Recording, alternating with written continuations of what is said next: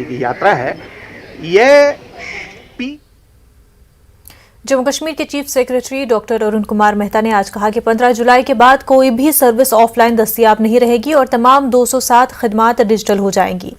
Chief secretary के मुताबिक digital services दस्तयाब कराने में जम्मू कश्मीर तमाम यूनिट से आगे है, जबकि पहले जम्मू कश्मीर में किसी किस्म की डिजिटल सर्विस मुहैया नहीं थी।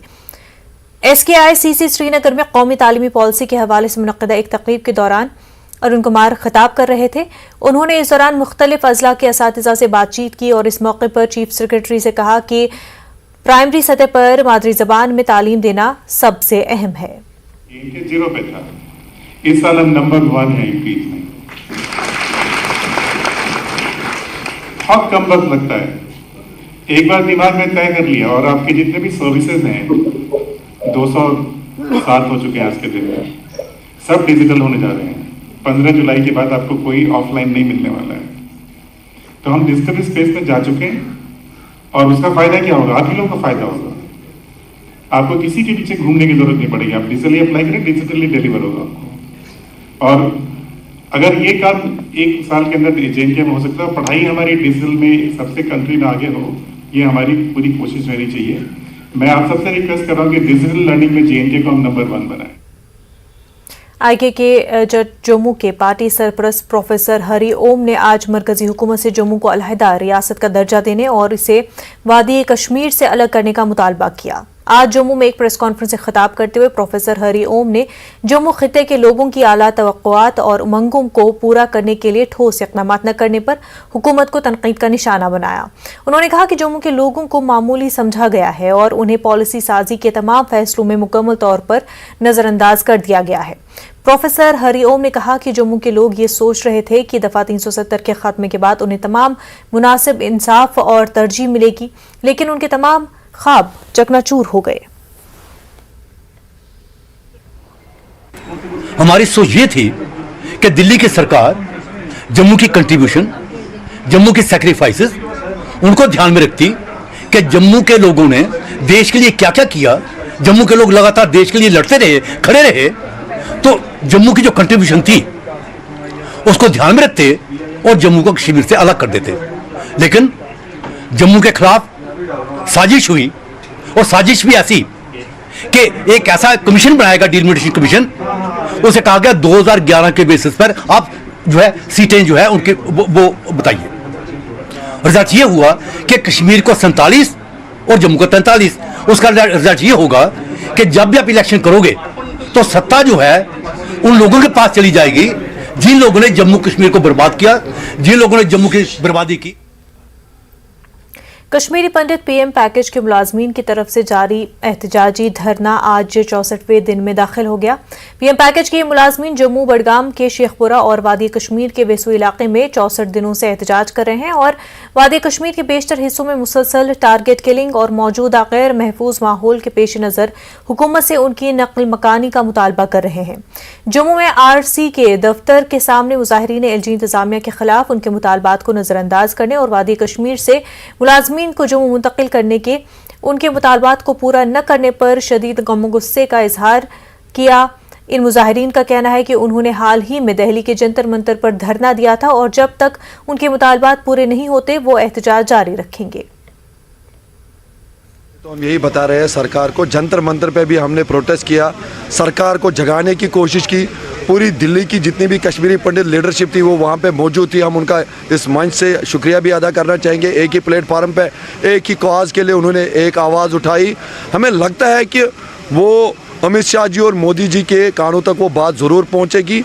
LG एडमिनिस्ट्रेशन को हम बार बार जगाने की कोशिश कर रहे हैं। जिस प्रकार से कल ही एक घटना हुई, हम पहले ही बता रहे हैं, जो भी कश्मीर के अंदर नेशनलिस्ट फोर्सेस है उनको निशाना बनाया जा रहा है, चाहे वो हिंदू हो, मुस्लिम हो, सिख हो। तो पहले से हम बोल रहे हैं जो भी नेशनलिस्ट फोर्सेस है, तो कश्मीरी पंडित तो है ही नेशनलिस्ट फोर्सेस, इसलिए वहाँ पे हमें अभी भी डर का माहौल लग रहा है।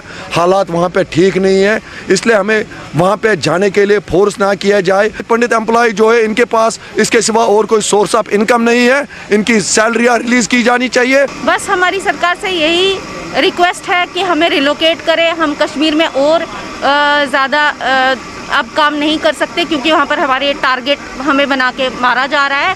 तो हम चाहते हैं कि सरकार जो है हमारा राइट टू लाइफ, जो हमें कॉन्स्टिट्यूशनल हमारा राइट है, उसको सेव करे, उसके लिए सोचे और हमें यहाँ रिलोकेट करे।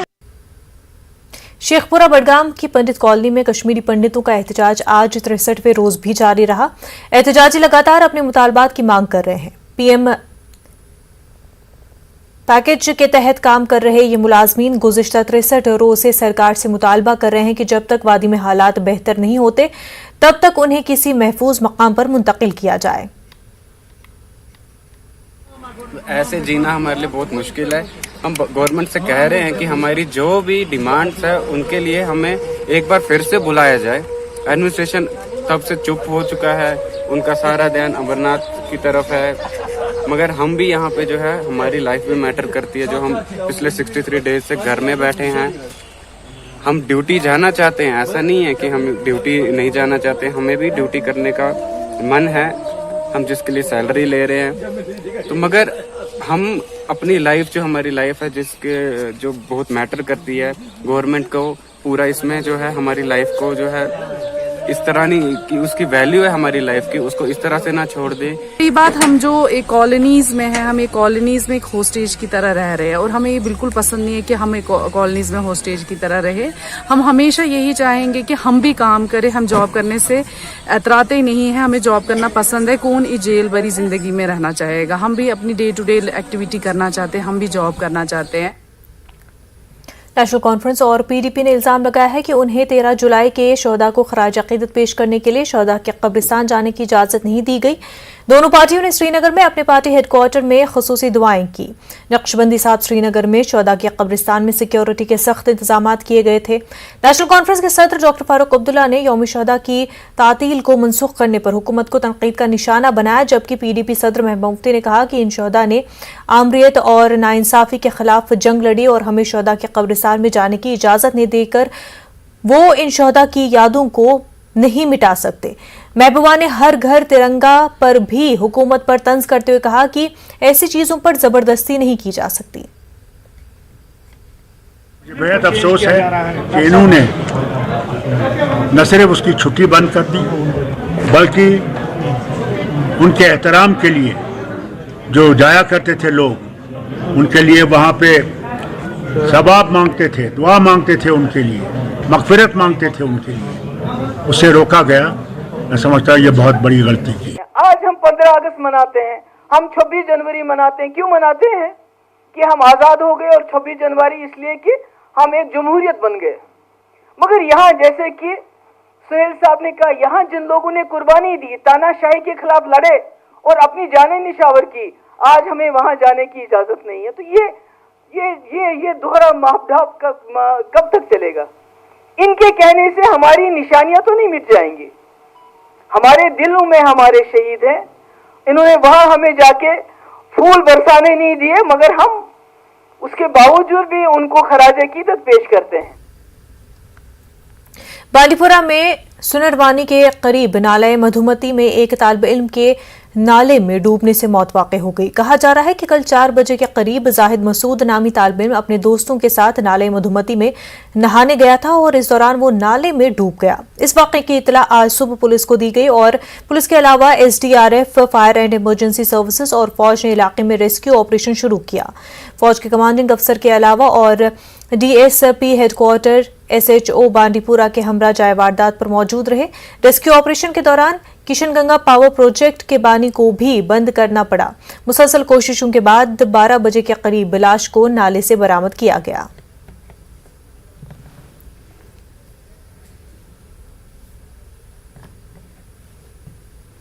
कुपवाड़ा जिले में इंडियन सिस्टम ऑफ मेडिसिन यानी आयुष में गैर कानूनी तकर्रियों का स्कैंडल मंजरेआम पर आ गया है, जिसमें कवायद व ज़वाबित को बालाए ताक रखते हुए जिला भर में कायम आयुष डिस्पेंसरियों में आर्जी बुनियादों पर वॉच एंड वार्ड और PTS की असामियों पर की गई है।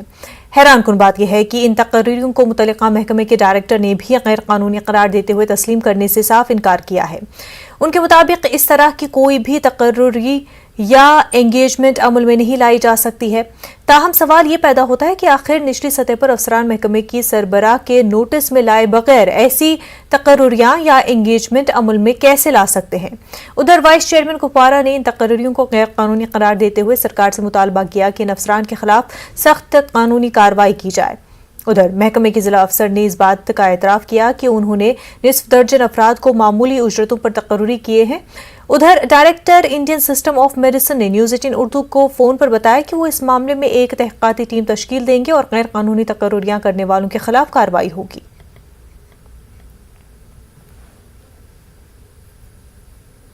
ISM की जानिब से, इंडियन सिस्टम ऑफ मेडिसिन की जानिब से कुछ गैर कानूनी तकर्रुरियां की गई है।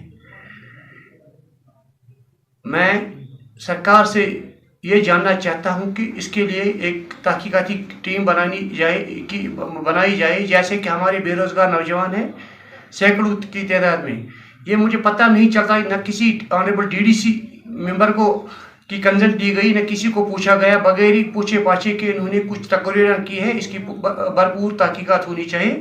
किसी को एंगेज किया है and that too from the very adjacent residence house, वहाँ के बंदे को हमने लगाया और उससे हमने एफिडेविट ले लिया। He will be responsible for safeguarding public property. Engagement कर सकते and there is a established past practice. My predecessors have done it, they have done it. So I have not deviated from any established practice. ऐसा कुछ भी नहीं है। यही 4-5 लोग होंगे, यही कुछ हो गए वेलनेस सेंटर्स।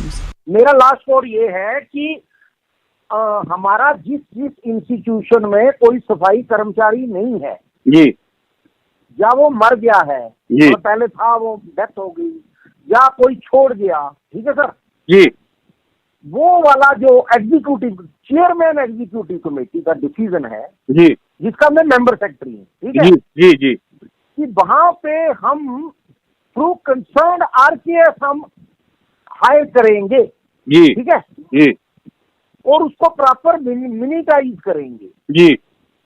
और अगर इन्होंने कुछ गलत किया होगा, जब प्रॉपर प्रोसीजर फॉलो नहीं किया होगा, तो action under rule will be initiated. वक्त हो गया एक छोटे से ब्रेक का, जल्द होंगे हाजिर।